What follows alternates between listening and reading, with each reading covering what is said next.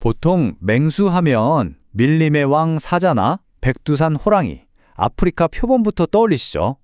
그리고 시속 100km가 넘는 엄청난 속도로 초원을 질주하는 최상위 포식자, 치타도 빼놓을 수 없고요. 그런데 말이죠. 오늘 우리가 살펴볼 이 거대하고 날렵한 맹수에게는 아주 충격적이고 매력적인 생물학적 비밀이 하나 숨겨져 있습니다. 아마 오늘 이야기를 듣고 나면 여러분이 치타에 대해 가졌던 상식이 완전 180도 뒤집힐 겁니다. 자, 시작해볼까요? 혹시 야생에서 치타가 울부짖는 소리 직접 들어보신 적 있으신가요? 시속 100km로 돌진하는 야수를 상상하면 당연히 뼈를 울리는 무시무시한 어흥 소리가 날 거라고 기대하잖아요. 그런데 진짜 소리를 들어보시면 와, 기대가 완전히 산산조각 나실 겁니다. 거친 포효는커녕 우리 집 고양이가 간식 달라고 조를 때 내는 소리랑 똑같이 미양 하거나 야옹 하고 울거든요. 진짜라니까요. 대체 왜 이런 차이가 나는 걸까요?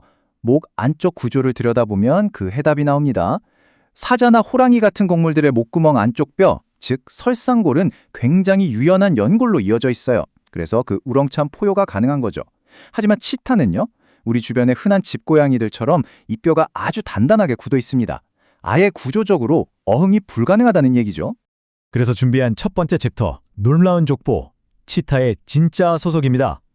동물학자들이 이들을 실제로 어떻게 분류하는지 한번 짚고 넘어가 보죠. 분류표를 확인해보면 정말 재밌는 사실을 알 수 있어요. 사자나 호랑이는 표범화가로 묶여 있는데 치타는 그쪽이 아닙니다. 평범한 집고양이나 스라손이랑 나란히 고양이 학과에 당당하게 자리 잡고 있죠. 맞아요. 치타는 덩치만 클 뿐이지 우리가 아는 그 대형 맹수들과는 거리가 멉니다. 오히려 방구석에서 뒹굴거리는 반려묘랑 유전자나 신체 구조가 훨씬 가깝다는 엄청난 증거인 셈이죠. 아까 말씀드린 그 설상골이 가장 핵심적인 차이를 만드는데요. 이 뼈가 단단하게 굳어있는 덕분에 치타는 숨을 쉴 때마다 고양이들 특유의 그 기분 좋은 진동음 있잖아요. 네, 바로 골골송을 부를 수 있습니다. 대신에 맹수다운 무시무시한 포효는 영원히 불가능하게 되어버렸지만요. 이어서 두 번째 파트, 고양이과 행동과 본능, 대형 맹수라는 착각입니다. 치타의 고양이 같은 면모는 목구멍에서 끝나는 게 아니거든요. 일상적인 행동 양식을 관찰해보면 진짜 헛웃음이 나올 정도로 고양이랑 똑같습니다. 기분 나쁠 땐 이빨을 드러내며 하악질을 하고요. 내 다리를 몸 안으로 쏙 집어넣는 그 유명한 식빵 굽기 자세도 완벽하게 해냅니다. 높은 곳을 좋아하는 호기심까지 영락없는 덩치 큰 고양이죠. 딱 하나 예외가 있다면 육상 트랙의 스파이크처럼 달리기 위해 발톱을 숨기지 못한다는 걸 정도예요. 성격은 한술 더 뜹니다. 맹수 타이틀이 무색하게 알고 보면 세상에서 제일 겁 많은 쫄보거든요. 사회성도 부족하고 너무 소심해서 해외 동물원에서는 극도로 불안해하는 치타를 위해 용감하고 침착한 강아지를 테라피 동물로 짝지어줄 정도예요. 옆에 강아지가 의연하게 앉아 있어야 그제야 치타도 안심한다는 거 너무 귀여운 반전 아닌가요? 세 번째 주제입니다. 빙하기의 병목 현상, 비극적인 진화의 전환점. 도대체 이 최상위 포식자는 어쩌다 이렇게 유약한 유리 멘탈을 가지게 된 걸까요? 그 이유를 알려면 지금으로부터 약 1만 년 전으로 훌쩍 거슬러 올라가야 합니다. 당시 들이닥친 마지막 빙하기는 치타들에게야말로 전멸에 가까운 끔찍한 재앙이었습니다. 개체수가 전 세계에 몇 마리 남지 않을 정도로 뚝 떨어졌거든요. 간신히 살아남은 극소수의 생존자들끼리 번식을 이어가야만 했던 극심한 유전적 병목 현상을 겪게 된 겁니다. 이 가혹한 시기를 거치면서 오늘날 살아 숨쉬는 모든 치타들의 유전적 다양성은 고작 1% 미만으로 떨어졌습니다. 이게 무슨 뜻이냐면 지금 아프리카에 있는 치타들은 사실상 전부 생물학적 복제, 클론이나 일란성 쌍둥이라고 봐도 무방할 만큼 유전자가 똑같다는 거예요. 치타가 가진 그 극단적인 취약성은 바로 여기서 시작됐습니다. 유전자가 워낙 단순하다 보니 전염병에 엄청나게 취약하고요. 심지어 뼈마저 약한 이른바 유리몸이 되어버렸습니다. 야생에서 뼈가 부러진다는 건 곧 죽음이잖아요. 그래서 치타는 살아남기 위해 극도로 조심스럽고 갈등을 무조건 피하는 성격을 진화시킨 겁니다. 힘들게 사냥에 성공해놓고도 표범이나 하이에나가 어슬렁거리며 다가오면 싸워보지도 않고 그냥 사냥감을 내어주고 도망갑니다. 행여나 다칠까봐 두려워서 말이죠. 이런 짠한 역사를 듣다 보면 자연스럽게 드는 의문이 하나 있을 텐데요. 네 번째 챕터, 집고양이 대 치타, 엇갈린 생존의 길에서 그 의문을 풀어보겠습니다. 잠깐만.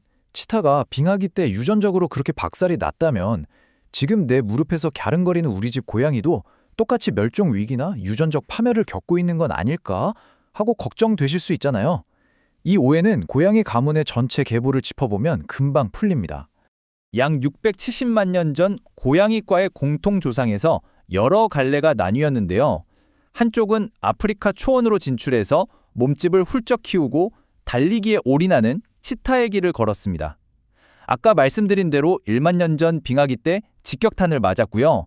반면에 몸집을 작게 유지했던 다른 조상들은 숲에서 쥐 같은 작은 먹이를 사냥하며 끈질기게 살아남았죠.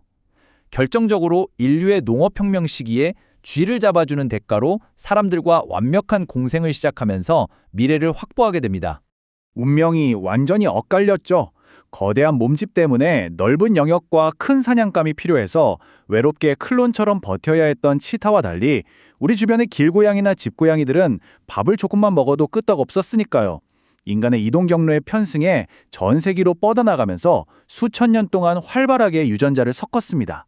덕분에 오늘날의 고양이들은 치타와는 비교도 안 될 만큼 유전적으로 엄청 다양하고 튼튼해졌어요. 이제 마지막 챕터, 최후의 고양이과 생존자들, 후손이 아닌 사촌입니다. 치타라는 동물을 완전히 새로운 시각으로 바라볼 시간입니다. 치타는 사자 같은 무시무시한 맹수였다가 낙약하게 퇴화해버린 동물이 절대 아닙니다.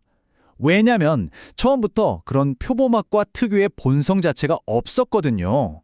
그렇다고 집고양이의 직계 조상인 것도 아니고요. 치타는 그저 거친 야생에서 살아남기 위해 시속 100km라는 초자연적인 스피드를 선택한 고양이 가문의 또 다른 형제일 뿐입니다. 이 한 문장이 오늘 이야기를 완벽하게 요약해주네요. 치타는 고양이가 된 게 아니라 그저 단 한 번도 고양이가 아니었던 적이 없는 거대한 사촌일 뿐입니다. 앞으로 다큐멘터리에서 치타를 보신다면 실패한 사자나 겁쟁이 맹수가 아니라 지구상에서 가장 오래되고 가장 거대하며 가장 빠른 위대한 야옹이로 보이실 겁니다. 자, 여기서 드는 생각. 우리는 그동안 진화의 겉모습만 보고 너무 섣불리 강자와 약자를 규정짓고 있었던 건 아닐까요? 이 흥미로운 질문을 던지면서 오늘 해설은 여기서 마치겠습니다.